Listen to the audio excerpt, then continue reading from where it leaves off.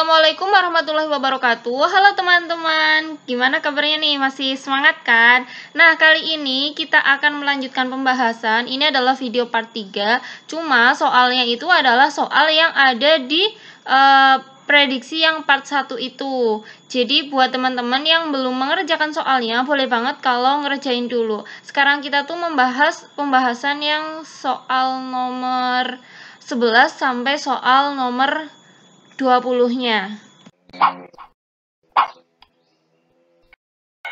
Sebelum membahas soalnya, kita bahas dulu tentang assessment as learning, yaitu penilaian yang dilakukan selama proses pembelajaran berlangsung. Fungsinya mirip dengan assessment for learning, yaitu sebagai formatif. Di sini sebagai formatif itu adalah untuk intinya memperbaiki proses pembelajaran yang selanjutnya.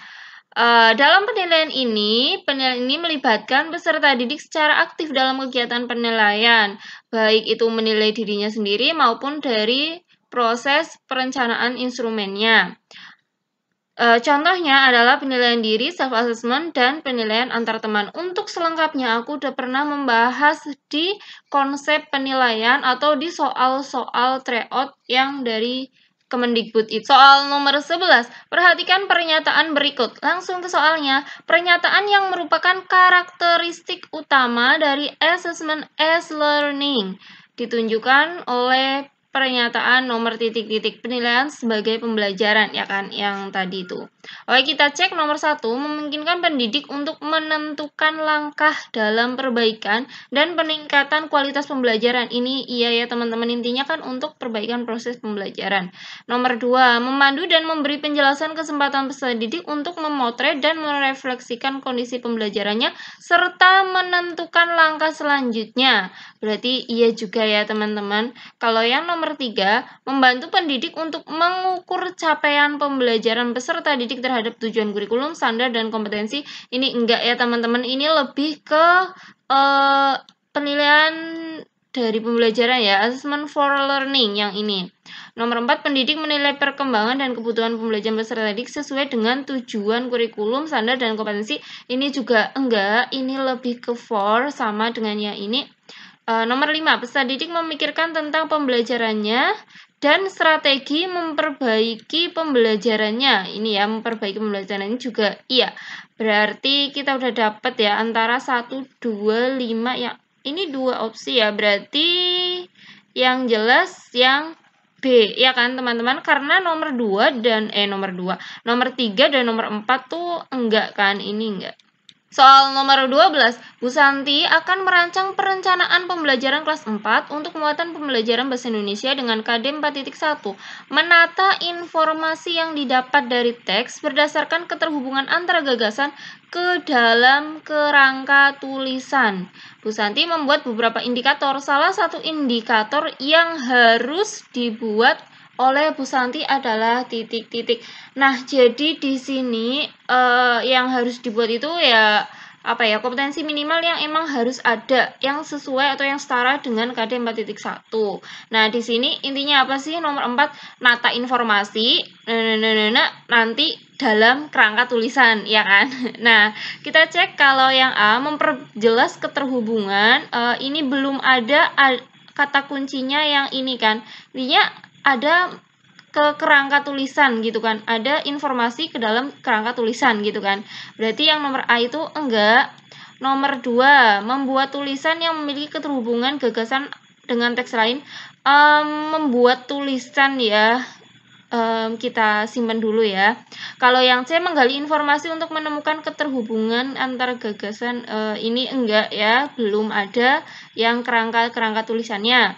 Nomor D, menyusun kerangka tulisan dari beberapa teks yang memiliki keterhubungan gagasan. Nah, ini nih jawabannya yang D. Jadi di sini itu kan kerangka tulisan dari teks gitu ya, dari informasi. Kalau yang B itu kan membuat tulisan, sedangkan KD-nya itu cuma ke dalam kerangka tulisannya. Teman-teman guru SD boleh banget ikutan tryout gratis. Nanti tuh tryoutnya terdiri atas 50 soal, yaitu soal pedagogik, matematika, IPA, IPS, PKN, dan bahasa Indonesia. Soal-soal di sini tuh udah disesuaikan dengan Soal tryout 1, tryout 2, guru belajar seri PPPK dan juga sudah menyesuaikan dengan modul yang ada di seri PPPK. Nah, teman-teman untuk mengikuti cukup share info ini ke satu grup guru atau CPNS atau PPPK, kemudian upload di link pendaftaran. Nanti linknya ada di deskripsi video. Buruan daftar. Oh iya, buat teman-teman yang bukan jurusan guru kelas PGSD juga boleh ikutan. Kalau misalnya teman-teman tuh pengen ikutan tryoutnya ya, walaupun cuma ngerjain pedagognya aja ya, nggak apa-apa, buat meramaikan gitu. Soal nomor 13, perhatikan pernyataan berikut. Yang termasuk penilaian keterampilan pada ranah berpikir adalah titik-titik. Jadi untuk penilaian keterampilan itu nanti ada pada ranah berpikir dan bertindak. Teman-teman bisa cek modul seri belajar yang konsep penilaian. Oke, kita bahas satu-satu. Kalau yang A menggunakan itu masuknya ke berpikir. Menghitung berarti kan bertindak ya teman-teman. Ini masuk ke bertindak. Mengurai itu berpikir, merangkai juga berpikir, menggambar itu bertindak, dan menulis itu bertindak. Berarti jawabannya nomor 1, 3, 4 yang A ya. Soal nomor 14. Belajar pada hakikatnya merupakan kegiatan yang dilakukan secara sadar untuk menghasilkan suatu perubahan menyangkut pengetahuan, keterampilan, sikap, dan nilai-nilai. Apabila dalam pembelajaran IPS banyak digunakan latihan-latihan, maka teori belajar yang cocok digunakan adalah titik-titik. Nah, teman-teman, kita udah dapet kata kuncinya di sini itu intinya ada perubahan ya kan? Harus ada perubahan. Terus di sini ada kata kuncinya lagi latihan-latihan. Nah, berarti ini udah jelas mengarah ke behavioristik. Karena kalau konstruktivisme itu kan lebih ke menekankan pembangunan membangun pengetahuan sendiri ya kan. Humanisme lebih nanti ada ke manusia-manusianya gitu ya. Sibernetik lebih ke pembelajaran yang online. Kognitivisme itu lebih ke struktur kognitifnya siswa. Jadi kalau behaviorisme itu kan intinya pembelajaran yang harus ada perubahan ya kan. Perubahan tingkah laku akibat interaksi stimulus dan respon. Mengajar itu adalah memindahkan pengetahuan. Dan di behavioristik itu atau behaviorisme itu fokus pada hasil. Hasilnya itu harus diukur. Karena setelah belajar itu pokoknya harus ada hasil yang bisa diukur ya kan. Guru itu terkesan seperti mengendalikan siswa. Kemudian ada juga ciri yang lain adalah latihan-latihan soal. Ini dari hukum belajarnya Tondik, yaitu ada hukum kesiapan, hukum latihan, dan hukum akibat. Pokoknya ada 3 hukum itu. Nah, teman-teman, untuk selengkapnya teman-teman bisa cek video teori belajar. Nanti linknya ada di deskripsi video atau teman-teman bisa klik yang muncul di sini. Soal nomor 15, orientasi seorang adalah pada prinsip-prinsip etika yang bersifat universal. Baik buruk disesuaikan dengan tuntutan prinsip-prinsip etika intisari dari prinsip yang sifatnya universal, atau orang menilai baik buruk berdasarkan hati nurani. Terdapat pada masa perkembangan titik-titik. Aku udah beberapa kali membahas tentang perkembangan moral ya teman-teman. Ada di video-video pembahasan soal tryout Kemendikbud yang seri belajar itu. Nah, karena di sini udah dapat kata kuncinya ya. Di sini itu intinya baik buruk itu berdasarkan hati nurani. Berarti ini tuh udah berada pada posisi yang paling tinggi gitu loh. Kalau yang paling rendah itu kan baik buruk itu berdasarkan akibat perbuatan. Masih ada hukuman, hadiah, kepatuhan dan sebagainya. Nah, di sini hati nurani yang paling tinggi berarti masuknya ke post konvensional yang E. Jadi kalau di perkembangan moral itu bukan yang kognitif ya teman-teman, tapi yang konvensional. Yang pertama itu prakonvensional, habis itu konvensional, dan yang tertinggi post konvensional atau pasca konvensional. Soal nomor 16, model pembelajaran yang menggunakan berbagai kemampuan berpikir dari peserta didik secara individu maupun kelompok serta lingkungan nyata untuk mengatasi permasalahan sehingga bermakna, relevan, dan kontekstual disebut titik-titik. Kita bahas satu-satu ya teman-teman. Kalau discovery learning itu belajar penemuan ya kan. Jadi siswa itu diharapkan bisa memahami konsep, arti, dan hubungan melalui proses intuitif untuk akhirnya sampai pada suatu kesimpulan. Jadi memahami konsep, arti, dan hubungan ya. Kalau yang problem based learning itu adalah pembelajaran yang menggunakan berbagai kemampuan berpikir dari peserta didik secara individu maupun kelompok serta lingkungan nyata untuk mengatasi permasalahan sehingga bermakna, relevan, dan kontekstual. Jadi jawabannya itu yang B ya teman-teman. Di sini kan problem based learning, berarti kan ada permasalahan. Nah, dan permasalahannya itu ya harus diatasi ya kan. Jadi intinya ini sih kata kuncinya.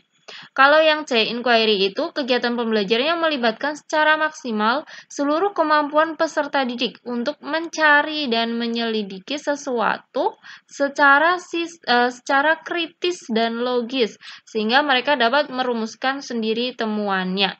Kalau project based learning itu pembelajaran yang melibatkan keaktifan peserta didik dalam memecahkan masalah, dilakukan secara berkelompok atau mandiri melalui tahapan ilmiah dengan batasan waktu tertentu yang dituangkan ke dalam sebuah produk untuk selanjutnya dipresentasikan kepada orang lain. Jadi ini mirip dengan ini ya problem based learning, tapi kalau project based learning itu ada melalui tahapan ilmiah dan ada batas waktu tertentunya, kemudian harus dituangkan dalam bentuk produk. Sebelum melanjutkan soal yang selanjutnya, kita bahas dulu untuk contoh menentukan target KD. Jadi misalnya KD-nya 3.2, di sini kata kerjanya kan menghubungkan. Untuk variabelnya ini kesehatan reproduksi dan materinya ada ciri pubertas pada laki-laki dan perempuan. Jadi ada 2 ya teman-teman. Nanti kalau membuat target KD itu tidak boleh mengubah narasi dan memisahkan materinya. Di sini itu materinya kan ada 2 ya, nanti ada 2 gitu, menghubungkan ciri pubertas pada laki-laki dengan kesehatan reproduksi ya kan, ini pubertas pada laki-laki. Yang nomor 2 menghubungkan ciri pubertas pada perempuan dengan kesehatan reproduksi. Kalau yang 4.2 itu kan cuma ada satu materi ya kan teman-teman. Ya udah nanti berarti target KD-nya cuma ada satu, menyajikan karya tentang cara menyikapi ciri-ciri pubertas yang dialami, tidak mengubah narasi. Oke, soal nomor 17. Pada kompetensi dasar memahami bahaya mengonsumsi minuman keras, judi, dan pertengkaran, manakah target kompetensi yang tepat? Di sini itu kan kata kerjanya memahami ya. Ya udah berarti nanti kita pakainya memahami. Berarti yang ini salah. Yang ini juga, yang ini juga. Nah, langsung udah ketemu yang B ya, teman-teman. Oke, kita cek lagi karena di sini ada beberapa materinya ya kan. Bahaya mengonsumsi minuman keras. Jadi yang pertama tentang minuman keras, yang kedua tentang judi, terus yang ketiganya tentang pertengkaran, ya kan? Benar, jadi jawabannya itu yang B. Soal nomor 18, perhatikan beberapa teknik penilaian di bawah ini. Apabila seorang guru akan melakukan penilaian sikap, ya kan? Penilaian kompetensi sikap, maka teknik penilaian yang dapat dipilih oleh guru adalah titik-titik. Oke, kita bahas satu-satu. Kalau yang nomor 1, observasi itu masuk ke sikap, proyek itu keterampilan ya. Penilaian diri juga sikap, tes lisan itu pengetahuan, penilaian antar teman juga sikap, praktik itu keterampilan, berarti nomor 1, 3, 5. Jawabannya itu yang C. Soal nomor 19. Bu Tati sedang mengajar materi perubahan wujud benda. Bu Tati dan siswa sudah membahas tentang pengertian 6 macam perubahan wujud benda. Kemudian Bu Tati meminta siswa menyebutkan contoh peristiwa mencair dan membeku. Teori belajar yang sesuai dengan kondisi ini adalah titik-titik. Nah, teman-teman, ini itu berhubungan dengan struktur kognitif siswa. Jadi siswa itu udah punya pengetahuan ya kan. Udah punya pengetahuan pengertian perubahan wujud benda. Mencair adalah, membeku adalah. Nah, habis itu Bu Tati meminta siswanya menyebutkan Contoh-contohnya peristiwa apa aja? Berarti kan penyesuaian pengetahuan ya kan. Jadi masuknya ke kognitivisme. Aku udah pernah membahas lebih detailnya ada di video teori belajar. Teman-teman bisa klik yang muncul ini. Soal nomor 20. Menurut teori ini, peran guru dalam pembelajaran adalah sebagai fasilitator, motivator, dan memberikan kesadaran mengenai makna kehidupan pada siswa. Teori belajar ini berusaha memahami perilaku belajar dari sudut pandang pelakunya, bukan dari sudut pandang pengamatnya. Teori belajar ini adalah titik-titik. Oke, di sini udah ada kata kuncinya makna kehidupan gitu ya. Ini ya memperhatikan pelaku belajarnya, memperhatikan siswanya, bukan ke pengamatnya atau gurunya. Berarti masuknya ke humanisme, ke manusia. Intinya kalau humanisme itu ada kata-kata tentang memanusiakan manusia, terus makna kehidupan, terus memandang pelakunya si manusia yang belajar itu. Nah, demikian video pembahasan soal nomor 11 sampai nomor 20. Semoga bermanfaat buat teman-teman. Oh iya, buat teman-teman yang beragama Islam, aku mengucapkan selamat menunaikan ibadah bulan suci Ramadan. Semoga bulan Ramadan ini tuh lebih baik dari Ramadan-Ramadan yang sebelumnya.